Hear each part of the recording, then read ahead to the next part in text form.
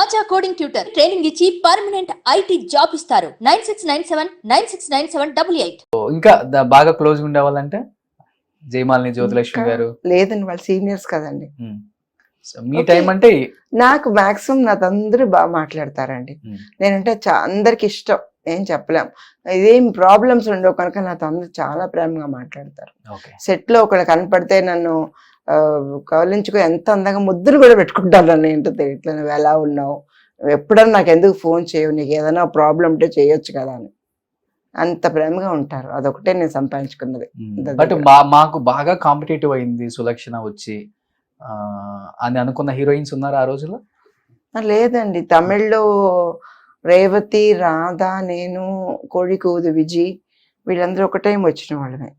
But we didn't have, వాళ్ళకు ఉండే సినిమాలు వాళ్ళకు ఉండేవి. రాధిక గారు, సుహాసిని గారు వీళ్ళంతా సీనియర్. మీ senior? They are senior. Okay, they are all. Suhasini was senior, నాకంటే సీనియర్ వాళ్ళు. మాతో వచ్చిన వాళ్ళు రేవతి, నేను ఒకే టైంలో వచ్చాం. ప్లస్ రాధా, అంబిక గారు సీనియర్.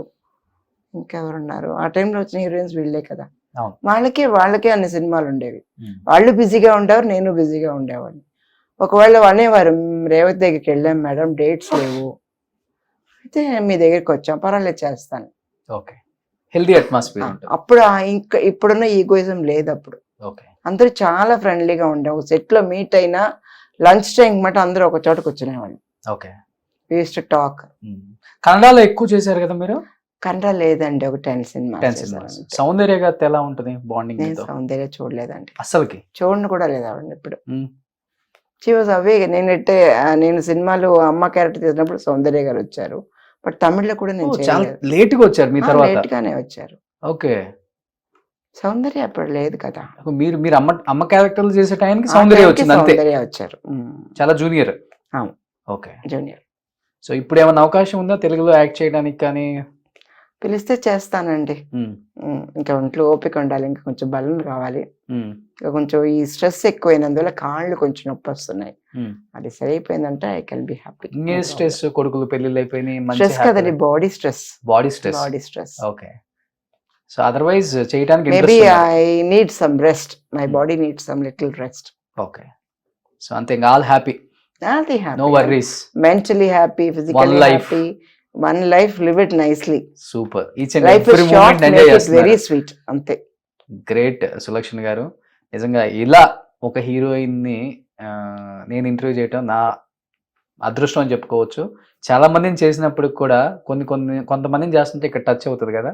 మీరు మాట్లాడే ఈచ్ అండ్ ఎవ్రీ వర్డ్కి ఇక్కడ నాకు ఒక చిన్న గంట కొడుతుంది అనమాట ప్రతిసారి. బా, ఏం లైఫ్, ఎలాంటి లైఫ్, ఎలా లీడ్ చేశారు, ఎలాంటి స్ట్రగుల్స్ ఫేస్ చేసి కూడా లైఫ్లో సాధించవచ్చు. నేను ఒక బెస్ట్ ఎగ్జాంపుల్ అని మీరు సమాజానికి తెలియజేస్తారు. నాకు డబ్బులు లేనప్పుడు నేను హ్యాపీగానే ఉన్నానండి, డబ్బులు ఉన్నప్పుడు హ్యాపీగానే ఉన్నాను. లేదు నాకు ఎప్పుడు అనిపించలేదు ఏమి. నేను చాలా సర్దుకుపోతాను, అడ్జస్ట్ కాంప్రమైజ్ అయిపోతాను అన్నిటికీ.